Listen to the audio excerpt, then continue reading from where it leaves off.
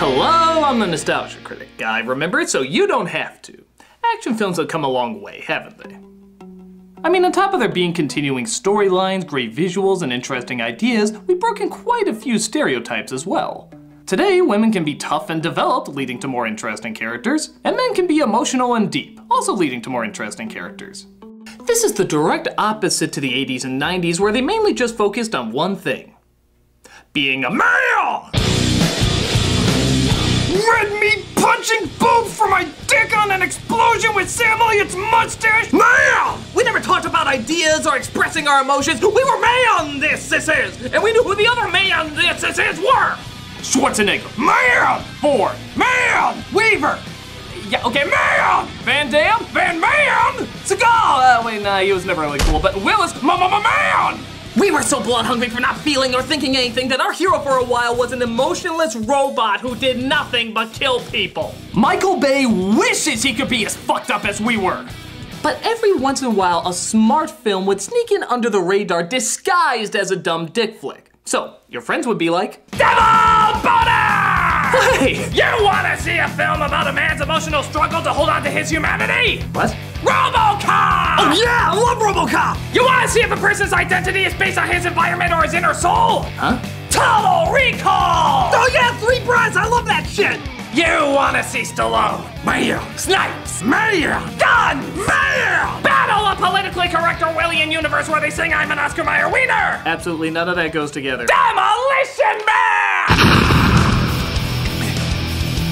Yep, Demolition Man wasn't a huge hit with critics or the box office, but it did leave a lasting impact with people. Many still talk about it because, well, they have no idea what to clarify it as. Is it a comedy? Is it an action film? Is it smart commentary? Is it dumb violence? Even today, people had trouble clarifying whether or not this is actually a good flick. Movies that break the mold yet somehow also stay bound to it intrigue me. So is it just mindless action or a clever satire of a future that could possibly still happen? Let's take a look and decide for ourselves. This is Demolition Man!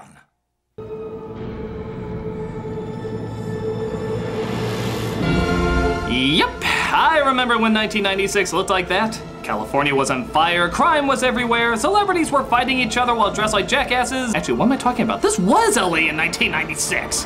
A maniac hijacked a municipal bus with 30 passengers on it. And I got a real bad hunch where those passengers are and who that maniac is. Stallone plays a rogue cop named John Spartan, going after Wesley Snipes playing a criminal named Simon Phoenix. Or, as Stallone likes to say, Phoenix! Snipes is a million flavors of fun in this movie too. Just imagine Ronald McDonald and Beetlejuice sponsored a human Happy Meal toy. Where are the passengers? Fuck you! Where are they, Phoenix? I swear, I'd lose my head if it wasn't attached. I'll keep that in mind. Believe it or not, this actually made moviegoers feel smart in the day. Like, they were clever enough to pick up on that incredibly subtle foreshadowing. It's kind of like showing Bambi's mom taking out life insurance. It's not as subtle as you think.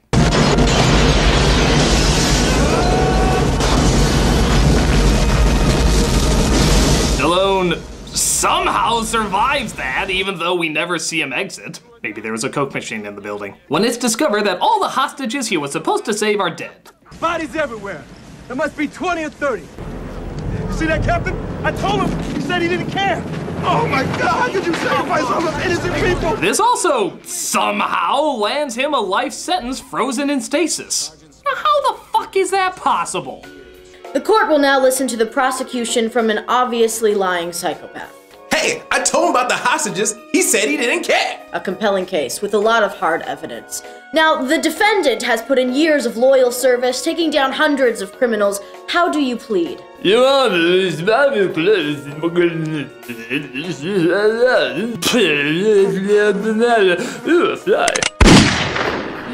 Yeah, I think the world would be better off without the both of you. Freeze them. Hey, he didn't pay his taxes!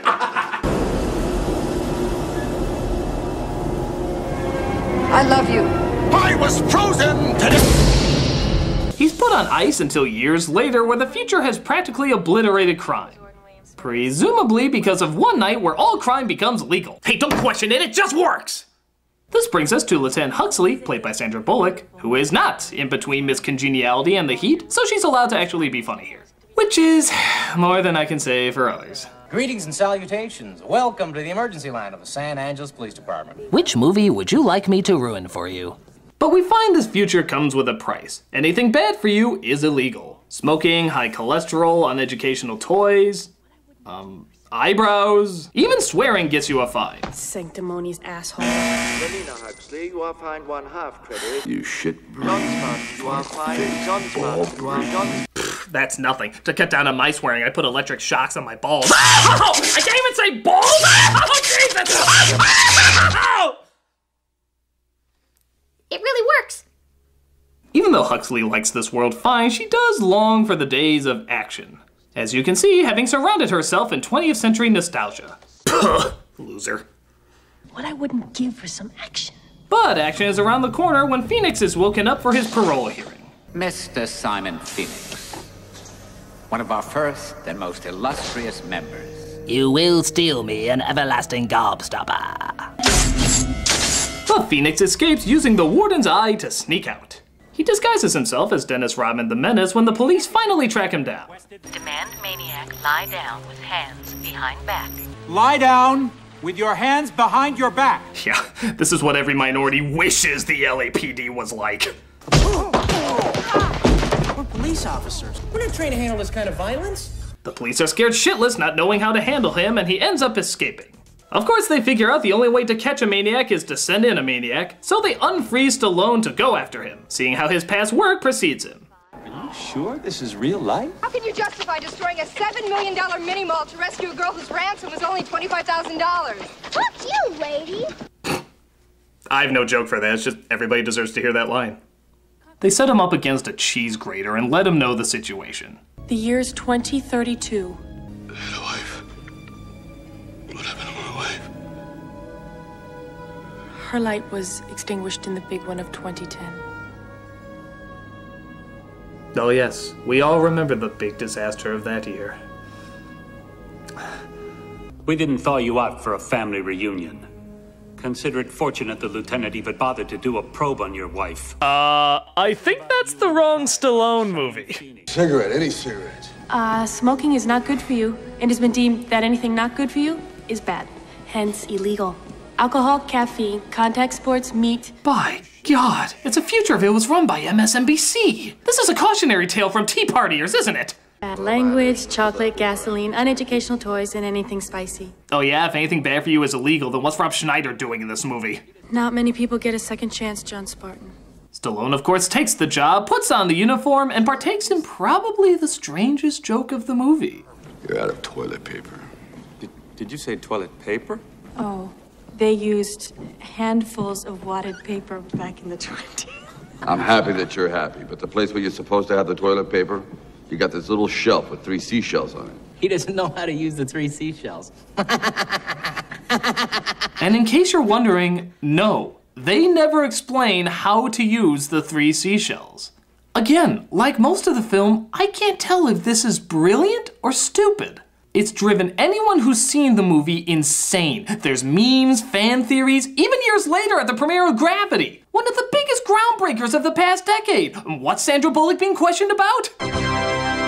It's absolutely nuts. And I plan to get to the bottom of it. Malcolm, time out! You summoned? You will discover the secret behind the 3 seashells by the end of the review. You will present your findings to me. Does that include... Yes. You. And the one who explains it best will not be placed in my spinal cord removal machine. You have one of those? No, I have 2. 1 for each of you. As soon as I bang my 3 seashells gong, your task will begin. Come on, man, you can't be serious. May the odds ever be in your favor. Away with you! Anywho, he rejoins an old friend who's so wise, sagey, and black that you're kind of wondering how the hell he never made it in a Stephen King film. I remember when you were a snot-nosed rookie pilot. They finally grounded me. Shit, you're a damn good flyer. They seem to be friends, yet he speaks to him in the most profane manner. Well, if you had read my study, you would know that this is how insecure heterosexual males used to bond. Fuck yeah! I should really get rid of that! Dr. Farnsworth tells him that the only guns that can be found anymore are at a museum, which is exactly where Phoenix ends up going to load up. On the way there, he listens to what are some typical catchy tunes. The #1 request of the day, Armor Hot Dog. Kids eat Armor Hot Dog. Oh, wow. Even kids with chicken pox love hot dog. Armor Hot Dog. My God, a future where everyone is sensitive, can't take a joke, and is obsessed with the past? It's a future run by Tumblr. Somebody put me back in the fridge. What seems to be your boggle? My boggle? Christ, I woke up in Canada. Actually, I wonder if the next song on the radio was this. Don't you put it in your mouth, don't you put it in your mouth, don't you stuff it in your face, don't stuff it in your face. Stallone makes sure his weapon works. God, what an asshole. Thus, him and Phoenix get in a battle for who can make the most lame 90s action comebacks. Bad aim, Blondie. Simon says please. I've been dreaming about killing you for 40 years. Well, keep dreaming. Ah, yes, these are some pretty cliched comebacks. It looks like Snipes has one up his sleeve. Time for something new and improved. Let's see if Stallone can retort. You're on TV. My God, they're just unstoppable. Charlie, you gotta go. Forgot to say Simon says. Oh, that must have hurt. And it appears Snipes has won this round, but Stallone can always bring it back by simply shouting, But the founder of this new world, dressed as a White Castle Pope, runs into the middle of it. However, Phoenix doesn't seem to be able to kill him. That's because the founder has programmed his mind to go after another target. Isn't there a thought repeating in that barbaric brain of yours? The name Friendly. Mr. Edgar Friendly. Don't you have someone to kill? But he didn't say, would you kindly? Then go and do your job. Penis! Did he just say penis? Penis! You hear it too! You hear it too! Don't act like you don't! Did he just decide to play a sporadic version of the penis game? Penis! Penis! Penis! Penis! Penis! So after, quote, saving his life, the founder invites him to dinner. Please, I insist. I would like you to accompany me to Taco Bell. A Mexican restaurant so popular, it was rejected from Mexico twice. Look it up, it's totally true, there's hope for humanity! You might be wondering, why the hell was he invited to Taco Bell of all places? Well, in one of the most painful of product placements until Adam Sandler became a movie star, they give us this vague yet utterly forced excuse. You do not realize that Taco Bell was the only restaurant to survive the franchise wars. So? So, now all restaurants are Taco Bell.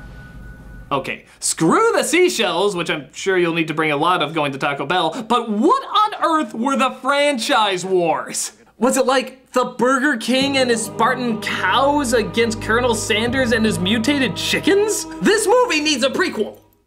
But hey, just when you think Stallone can plug anything else in this movie. It's the Schwarzenegger Presidential Library. Wasn't he an actor when you... Stop, he was president? Yes. Even though he was not born in this country, his popularity at the time caused the 61st Amendment, which states that... I don't want to know. That's right, he had it made! And then he had his made, and everything went downhill from there.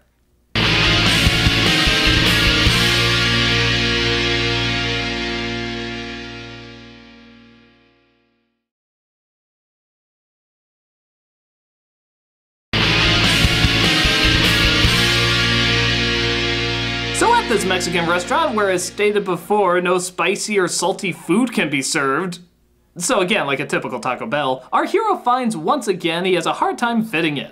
What would you say if I called you a brutish fossil, symbolic of a decayed era, gratefully forgotten? Are you kidding? It's Stallone, he hears that like twice a week. Call for backup, I'll be across the street. But he notices a ton of dirty, hungry, drugged up people approaching the Taco Bell.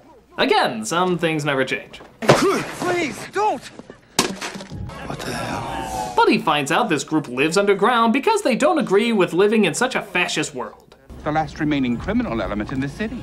But plans are in progress to purge this peril from our day. You are even better live than on Laserdisc. They could come back. In a roundhouse. Hussy, look, this isn't the Wild West, okay? Hurting people's not a good thing. Well, sometimes it is, but not when it's a bunch of people looking for something to eat.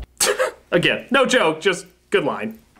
So we see Phoenix goes underground to kill the leader of the rebels, just so he can come right back up to say he needs help. I'll need about 5 or 6 more special men. The founder agrees to thaw out some of his criminal buddies to help, while Huxley straight out asks our hero for quite a proposal. I was wondering if you would like to have sex. Now? Mm-hmm. Oh, yeah. Time to let out the sexual cry of the Stallone. Penis! Penis indeed. But it's a little different in the future, as the world partakes in what I can only describe as virtual boy sex. That came out much worse than I intended. As did that. But you'll see what I'm talking about.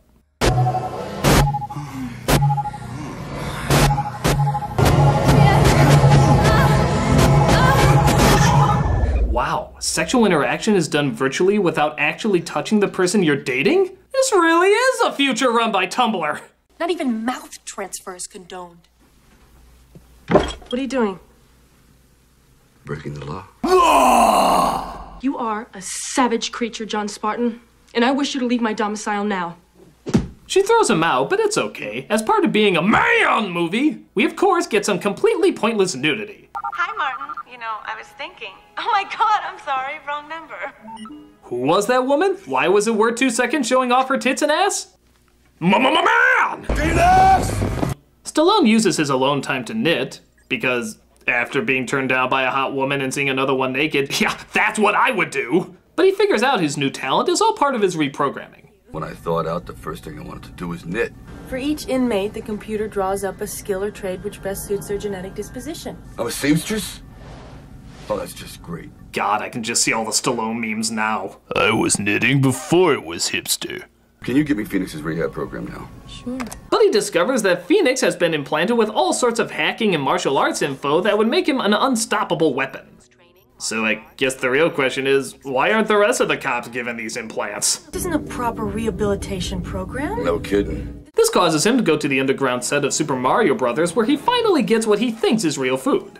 This is fantastic. Just don't ask where the meat comes from. Esta carne es de rata. Rat. This is a rat burger. Hey, after having Taco Bell, rat would taste like filet mignon, okay? He comes across the leader of the rebels, played by Dennis Leary, who explains quite clearly that if the surface world is Tumblr, then the underworld is 4chan. I guess you weren't part of the Cocteau plan. Greed, deception, abuse of power, that's no plan. Nah, that's just LA again. Nothing much has really changed. I'm into freedom of speech and freedom of choice. I want high cholesterol. I want to eat bacon and butter and buckets of cheese, okay? I've seen the future. You know what it is? It's a 47-year-old virgin sitting around in his beige pajamas, drinking a banana broccoli shake, singing I'm an Oscar Mayer wiener. Okay, are you sure this isn't a metaphor for the internet? But Phoenix and his new gang spot our heroes, leaving him wide open to be shot in the— oh, for God's sakes, they were right there! How could you possibly miss them? It's like— how is that possible? You better shout Phoenix to make me feel better. It actually does. They partake in Dukes of Biohazard as Bullock drives the car frantically while screaming at the top of her lungs. Before it became annoying. No free rides! Seriously? Did you just set your gun to hit everything but Stallone? Mr. Magoo could aim better than you! He escapes, leaving Stallone to crash, but he's saved in probably the strangest way imaginable. Oh! It's Securaphone, and it saved your life. Okay, that's not a safety device, that's a power Mario would have. Turn any surface into foam. Oh, and I'm so glad that gunshots, wall slamming, and doors flying don't set it off. I think it's on a little bit of a delay. I'll have carte blanche to create the perfect society. My society. Phoenix finds he still can't kill the founder, but like a moron, he forgot to program that into the other criminals. So he hands the gun over to a thug played by Jesse Ventura. Yeah, I'm pretty sure that's how he got his other political job too. He plans to thaw out all the criminals to cause chaos, which means it's up to our two main heroes to save the day. Our one main hero to save the day. Yep, another trope of the Mayan movie is that the final battle always has to be Mayano y Miano. Yeah, even though she's proven she's a pretty badass fighter and even saved Stallone a couple of times. My testicles must show I can handle this on my own. So yeah, let's play a game called What Huxley Could Have Done while Stallone gets his ass kicked. Wish you the best of luck, sir.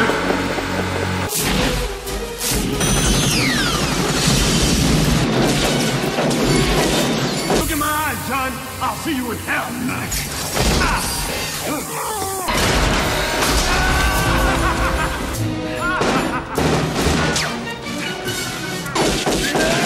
Okay, she could not shout Phoenix. That's the one thing only Stallone could do. And even that's kind of debatable. Phoenix! I'm gonna make that my ringtone. In a kind of ripoff of Terminator 2, Phoenix is covered in frozen liquid, resulting in Stallone, what else? Knocking his block off. I can just see the wheels turning in Stallone's head thinking of every witty line. Let's keep ahead. Don't lose your head. Henry David Thoreau once said, it's better to have your head in the clouds and know where you are than to breathe the... fuck it. Heads up! Thus causing the big exploding science ball to go off, resulting in, of course, the place being blown sky high. Or at least a small corner of it. Really? You open the movie with this? And then you end it with this? That took up a quarter of the screen. You still have all that building to blow up. It's like a domino set you never get to knock over. Next to a bomb! What will we do? How will we live? When they try to figure out what'll happen to the future of Portlandia, Stallone gives some advice. I'm gonna tell you what you're gonna do. Why don't you get a little dirty? You will act clean. And somewhere in the middle, I don't know, you'll figure it out. Wow. Not since his thrilling speech to the Russians in Rocky IV has his diplomacy ever been so eloquent. Somewhere in the middle, I don't know, you'll figure it out.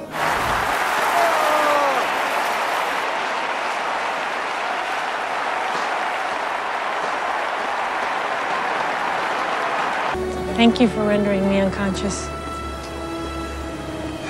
Huxley, I did it for your own good. It's supposed to be a team. Huxley is rightfully pissed that she was left out of the action, but this ought to shut her up. Ah, my white knighting hero who I never asked to be my white knight. This really is Tumblr. So that was Demolition Man. Is it a comedy? Is it an action film? Is it smart? Is it dumb? And most importantly, does it hold up? Honestly, with no joking whatsoever, this is actually far better now than it has ever been in the past.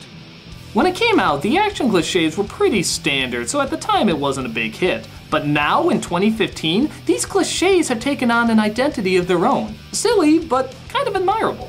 This works especially now because the future they created in this movie is almost kind of true of the world we created now.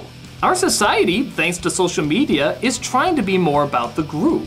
Forums, fan pages, causes to get behind. Hell, if there's a hater online, everyone wants to join together to prove how wrong he is. Compare that to the 80s and 90s where everything was about the individual.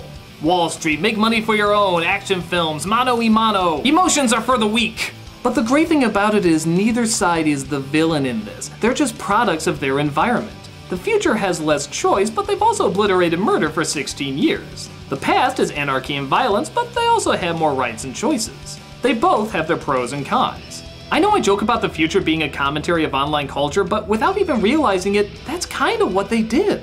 The internet is filled with people who are overly sensitive and can't take a joke, but it's also filled with attention-hungry idiots who only want to anger and antagonize those people. But again, no one side is the bad guy, they both have villains. They're the extremists who want everything one way. Whether it's absolute perfection or absolute anarchy, both result in taking away diversity and free will.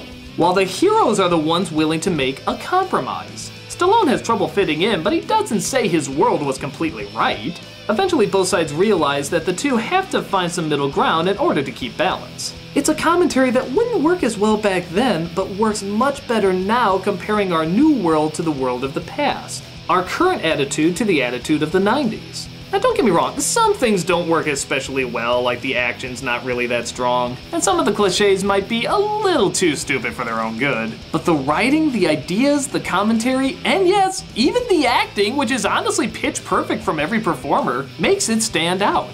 I know it sounds crazy, but Demolition Man has actually gotten a lot better with time. Part of that being because they intentionally date the hero and villain by putting them in the future. Dating it surprisingly made it timeless. It just knew which areas to update and which areas to leave alone. I'm totally serious when I say this dumb, cliched, overblown action film is actually one of the smarter summer movies to come out of the past few decades.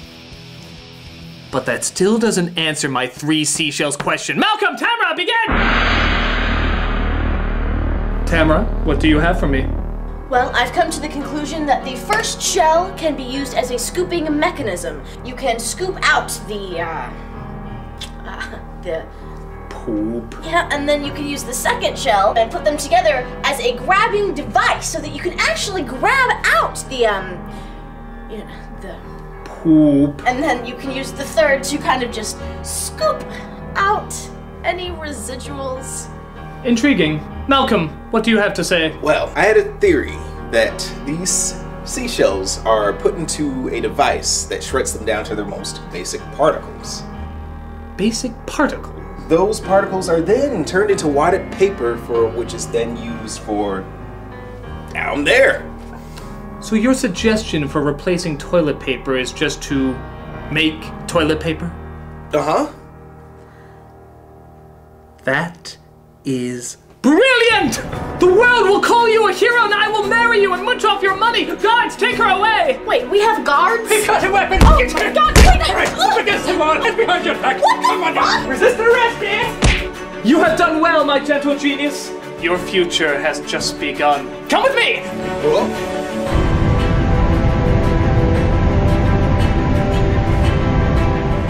Hail, your new Lord and Savior!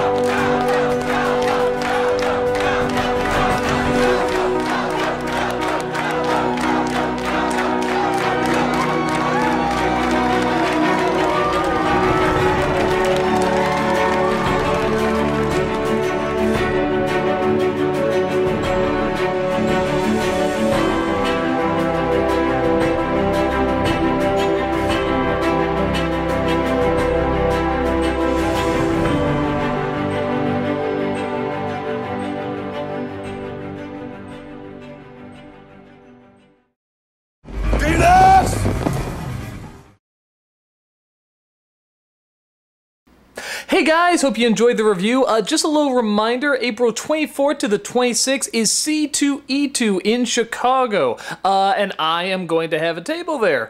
This is a really big con, one of the biggest in Chicago, if not the biggest. It's definitely like a really, really big deal. They have all sorts of great celebrities that go there and just really cool people. I'm finally going to have a table there, and the nice thing about it is that, you know, it's not like a panel where you have to wait to have your hand up, whatever. It's like you can just come to the table, say hi, I'll have merchandise and all that stuff, ask me a question, whatever you want, and you know, we can just have a chance to chat. Every day I'm gonna be there at noon and pretty much just stay until there's no more people to talk to.